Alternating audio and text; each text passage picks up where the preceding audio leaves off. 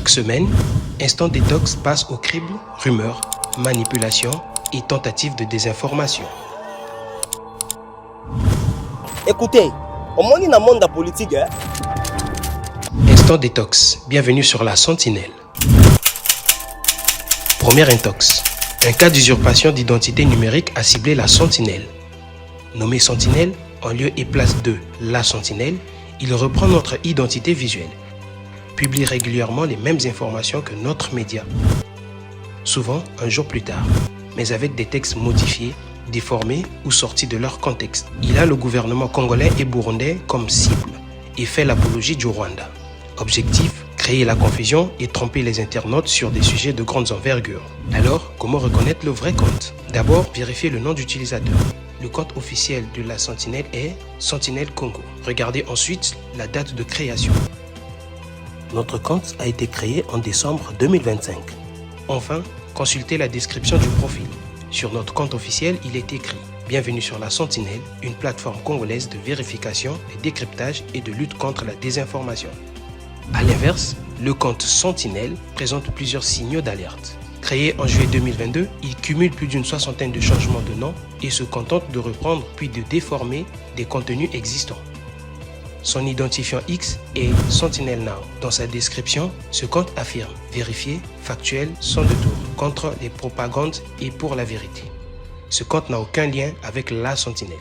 Ne vous y fiez pas, ne relayez pas ces contenus et signalez-le.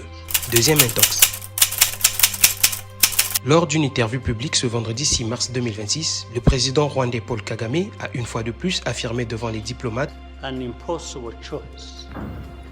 Le gouvernement congolais a fourni au FDLR une couverture politique et un soutien financier et a intégré ce groupe dans ses formations militaires d'où ils opèrent désormais en totale impunité.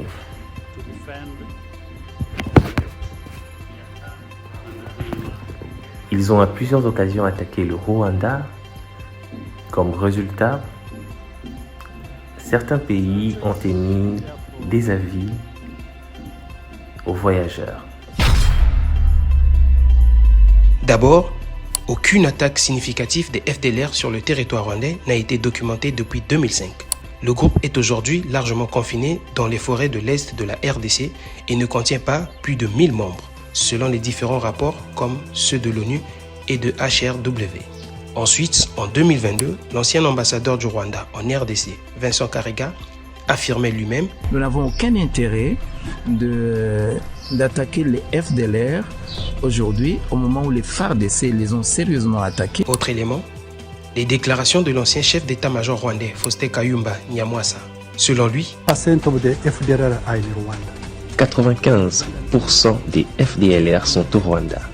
Ils font partie de l'armée rwandaise et des forces de réserve. D'ailleurs, c'est moi qui ai commencé à recruter et à intégrer les FDLR quand j'étais encore là-bas. Ces déclarations soulèvent une question centrale.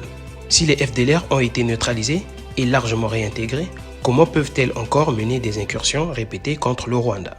Déclarations, archives et témoignages sont ici mis en face à face. La vigilance reste la meilleure défense.